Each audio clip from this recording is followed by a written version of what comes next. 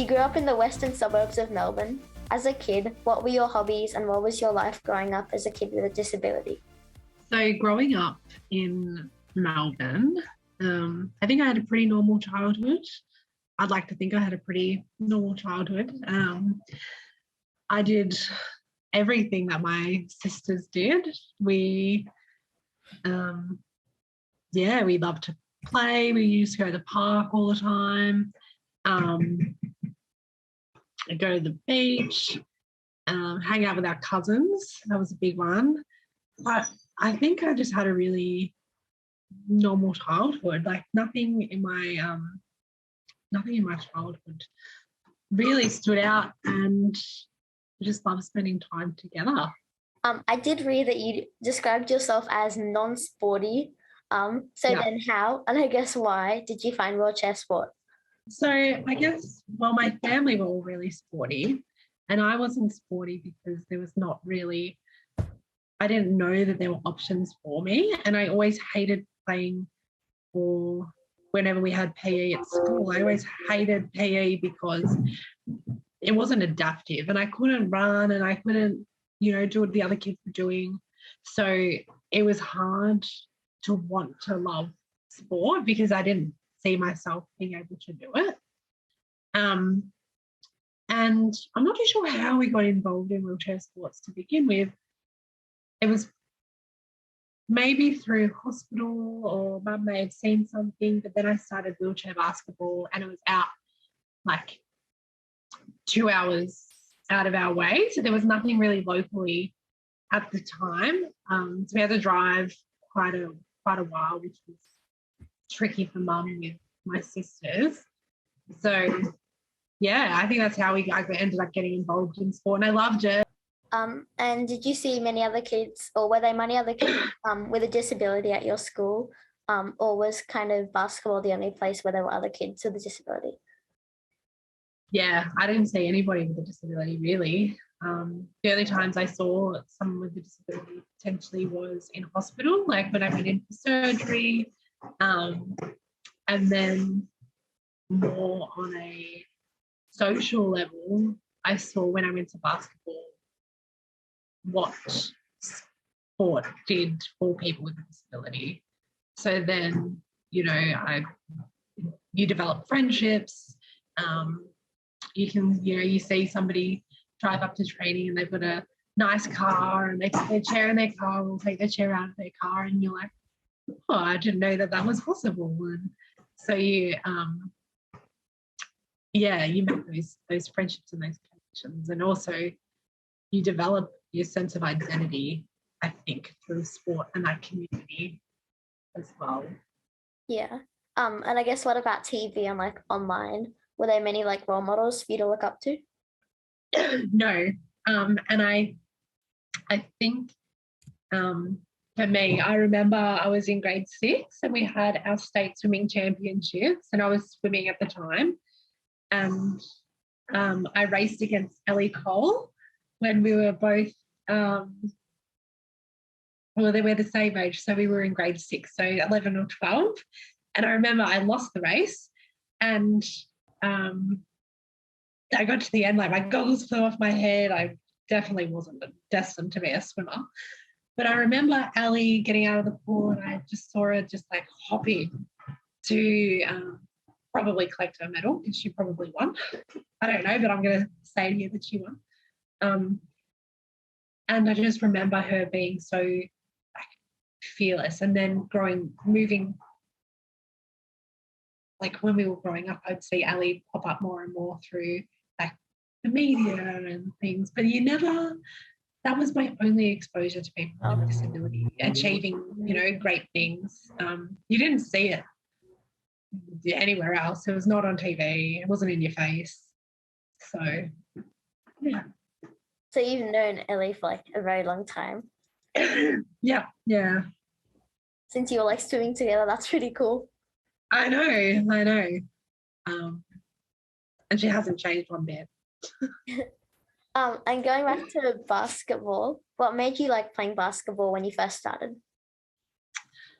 I think I loved playing basketball because it was a challenge, and I wasn't very good at it, but I loved going to training because I got to hang out with people that were like me and they were fun, and we could do play sport, and then we'd hang out on the weekends, and it just built that sense of community. Yeah. I think that's what drew me to it, just that community. And I think you started playing in 2008 when you were 17. And 3 years later, you were playing for Australia in the under-25s team. Not bad for a non-sporty person. Yeah, I know. I can't believe that either. Like when I first started, I couldn't even hit the net when I was like sitting in my chair and I was shooting. It wouldn't even touch the bottom of the net. And then, being selected for the under-25 team in 3 years, that was a pretty massive achievement. Like I said, you were 17 when you started. And a few para athletes I've spoken to say that they didn't start playing their sport until like their late teen years.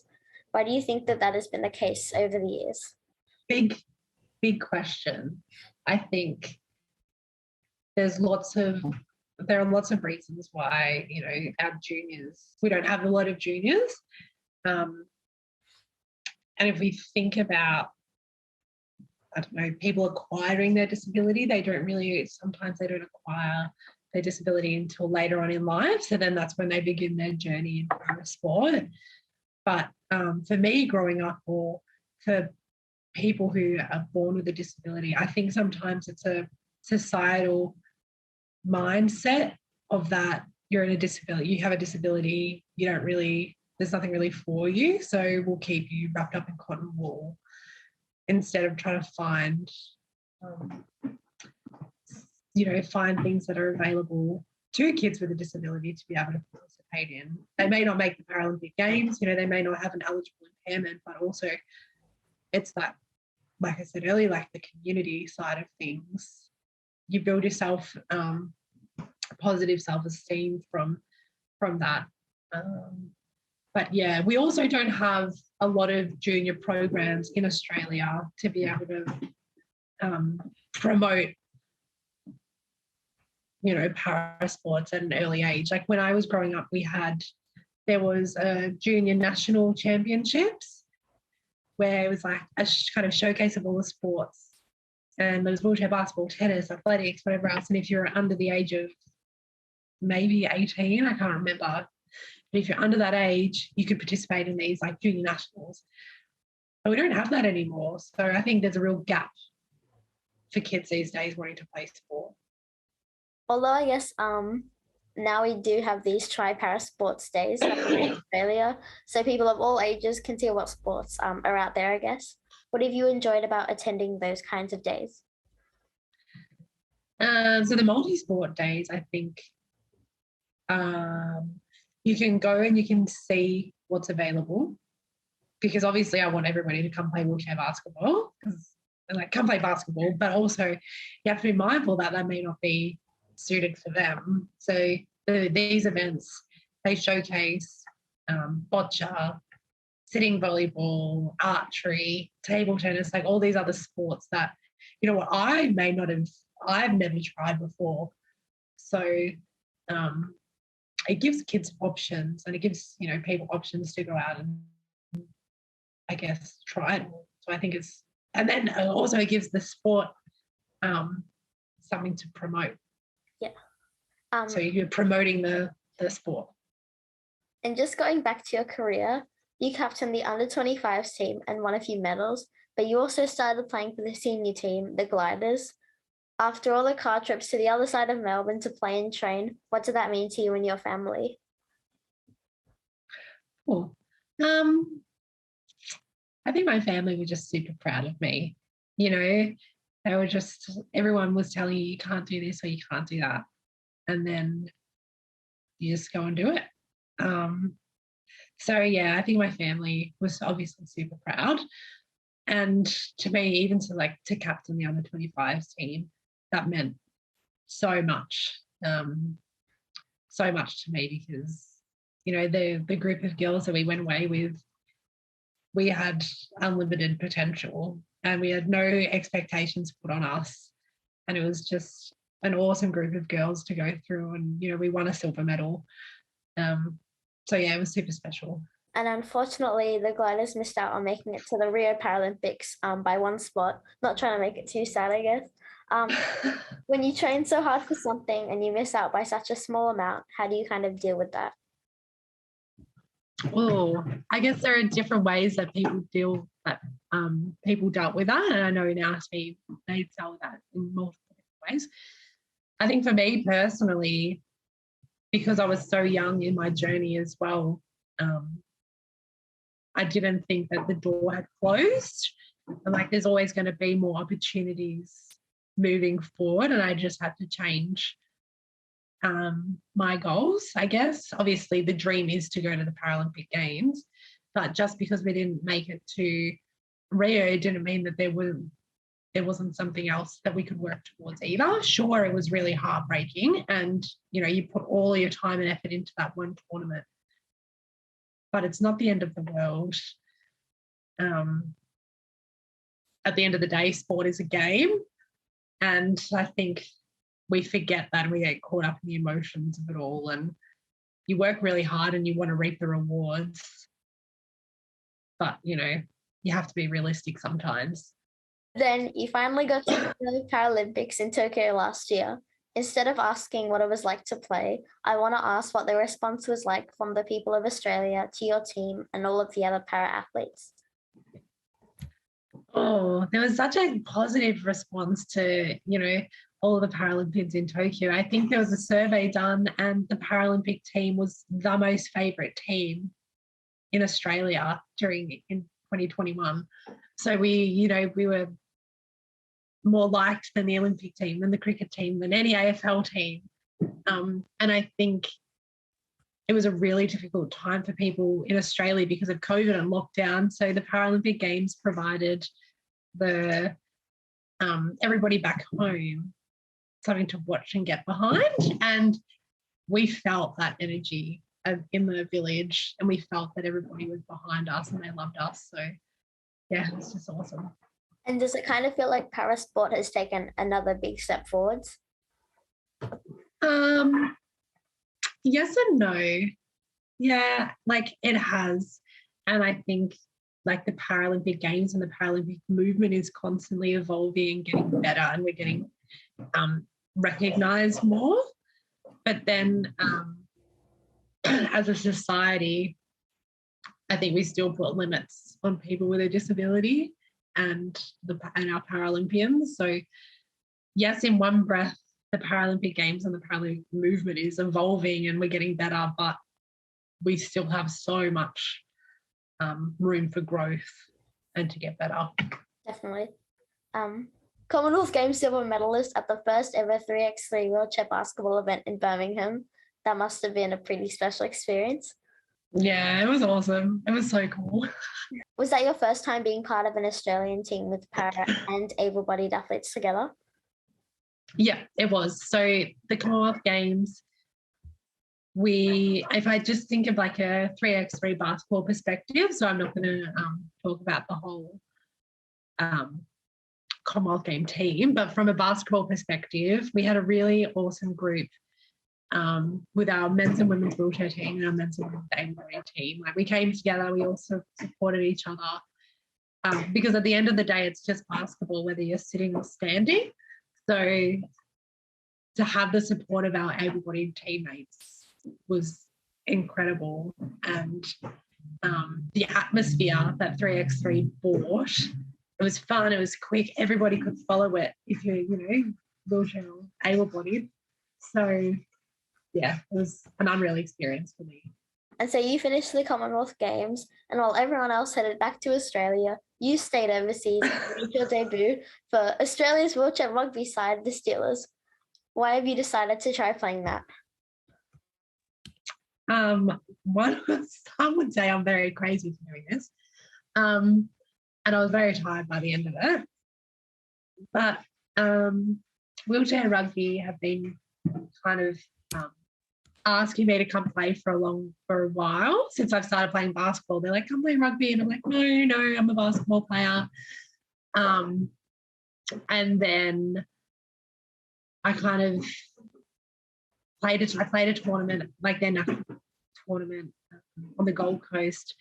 And I'm like, oh, this is actually really fun. So I gave it a go and I gave it a chance.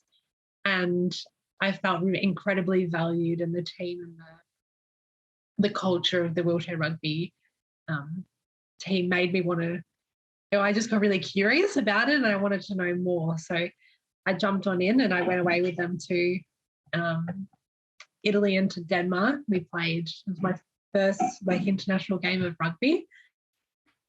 No idea of the rules. So I was still learning on the fly, and yeah, it was just an awesome experience.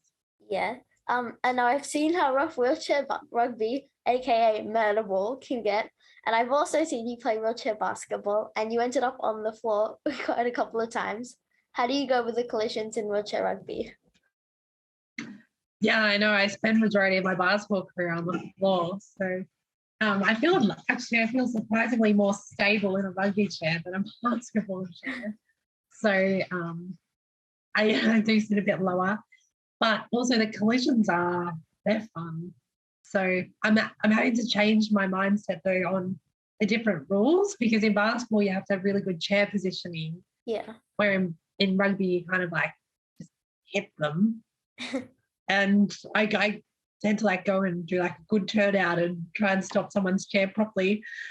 And then they just go straight past me and I'm like, oh, okay, I've got to change how I play defense now.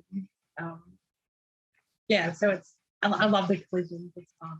And at this stage, they're on separate women's and men's rugby, so you're playing mainly against and with men. Has that taken some time to get used to? Not really. I think because I've played in our men's league in Australia for so long, and I train with our men here for basketball. It's just kind of like the same for me, and I don't see any difference in playing men or women. Just yeah, it's a really welcoming team as well. And I think that at the Paralympics last year, there was only one woman in the squad, Shay Graham. Now there are three of you. Do you think that we'll continue to see more girls and women playing wheelchair rugby? I hope so. I think women add value to wheelchair rugby. We add a different perspective, and we're an underutilized resource as well. So I'm super excited to see more women come forward, and maybe eventually we can have a female competition. So yeah, hopefully. You've just been a representative for the International Wheelchair Basketball Federation, and you recently were voted as one of the 20 worldwide members of the World Anti-Doping Agency's Athlete Council. I think there are 5 para-athletes on that council. Why do you think that it's important to have the para-athletes represented and not just like one token person, but have a few members on the council like this? Yeah, big question. I think having a para voice is super important. So if we think about governance and how things are being put in place and rules and regulations, and if they don't align with our Paralympic community, I think, and if like people, like able-bodied people are making these decisions without us in the room, it creates such a big divide. And so we're not getting everybody's perspectives. Like we want to have a good, diverse understanding of how the world works. It's crucial that we have that Paralympic voice as well. So, because at the end of the day, it is only, I think you said 5, and I'm not too sure of that number, but I'm sure you've done your research. So at this stage, it's 5 para-athletes compared, and then 15 able-bodied athletes as well. So we are still a minority on that table. Better than nothing, but hopefully we can get to inclusion and have equality there. So you're also Paralympic Australia's education officer. What does that kind of role involve? So that my job is going out to schools and teaching kids about the Paralympic movement, about what the Paralympic Games are. We have Paralympians that share their stories. And over the time of doing that, how have you kind of seen a change in kids, or has there been a change in kids' interests and like questions? Yeah, so when kids are asking questions about the Paralympic Games and about us as Paralympians, I had one really deep question actually a few weeks ago, and the girl asked if we were happy with who we were. And I think like you could see her thinking about, the disabilities, and we've just spoken about all of, struggles and overcoming adversities and whatever else. And she was like, well, are you happy with who you are? And we were like, yeah, well, we are really happy with who we are, just because, we have disabilities and have all of these struggles and whatnot.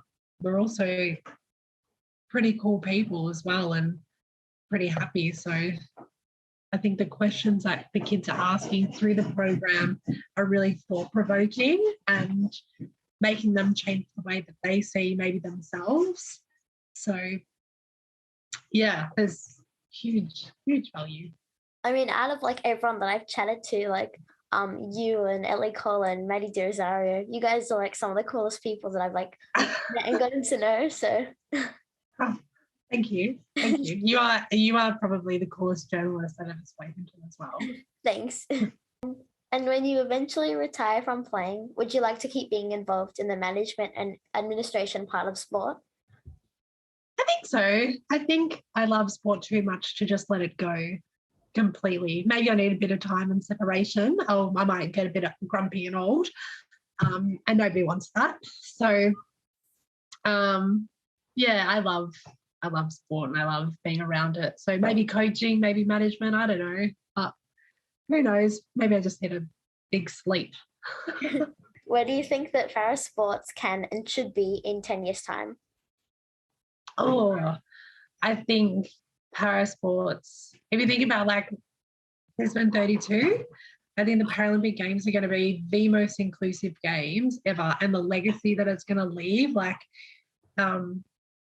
moving forward, it's going to have a huge impact. Like if I think about, our education program, I hope that every student in every school in Australia has a chance to meet a Paralympian and can say that, they're Paralympic champions and they're promoting our movement.